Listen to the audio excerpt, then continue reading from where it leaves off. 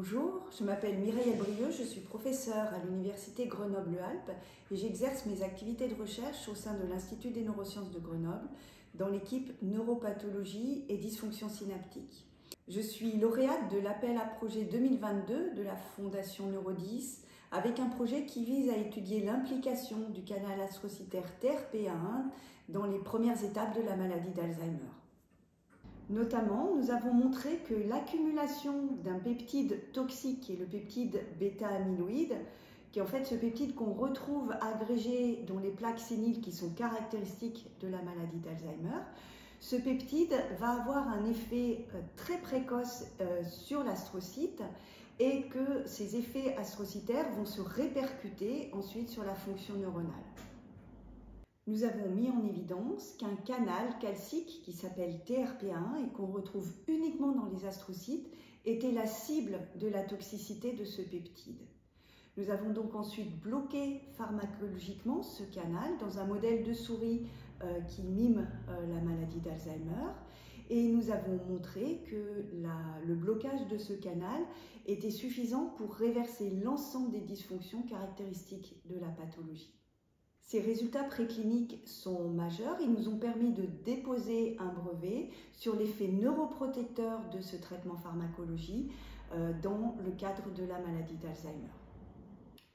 Le projet financé par la Fondation Neuro10 va nous permettre maintenant de comprendre de quelle manière le peptide bêta-amyloïde va activer le canal et quelles vont être les conséquences de l'activation de ce canal sur l'activité des neurones à proximité. Donc pour mener ce projet, nous combinons des techniques qui nous permettent d'enregistrer à la fois l'activité électrique des neurones et l'activité des astrocytes. Ces enregistrements concomitants nous donnent en fait accès à la communication bilatérale entre ces cellules au niveau du cerveau.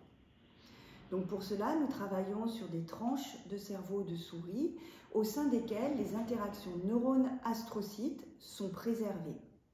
Plus particulièrement, nous nous intéressons à une structure du cerveau qui s'appelle l'hippocampe, qui est connue pour être impliquée dans les processus de mémorisation et qui est impliquée très tôt dans le processus de neurodégénérescence associé à la maladie d'Alzheimer.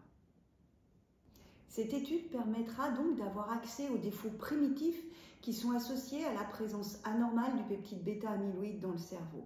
Et nous sommes persuadés qu'il existe une phase critique au cours de laquelle il est encore possible de réverser les dégâts qui sont causés par la présence de ce peptide. Chez l'homme, ces défauts primitifs en fait, sont associés à une phase qui est complètement asymptomatique, d'où la difficulté à l'heure actuelle de proposer des traitements qui soient efficaces. Mais une meilleure compréhension des mécanismes qui sont mis en place dans ces phases précoces va nous permettre de développer des traitements neuroprotecteurs qui seront applicables à l'homme.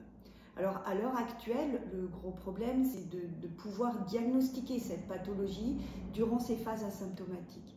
Mais je suis très confiante dans la recherche contre la maladie d'Alzheimer parce qu'il y a de plus en plus de méthodes de diagnostic qui sont en cours d'investigation pour déterminer la présence de cette maladie soit par des tests sanguins, soit par d'autres marqueurs qui seraient applicables à l'ensemble de la population. Le financement de la Fondation Neuro10 permettra de financer en partie ces travaux jusqu'à fin 2025. Je tiens ici à remercier donc chaleureusement l'ensemble des donateurs de la Fondation qui font confiance à la recherche et qui nous permettent de mener à bien nos études. C'est un soutien inestimable pour nous. Merci à vous tous.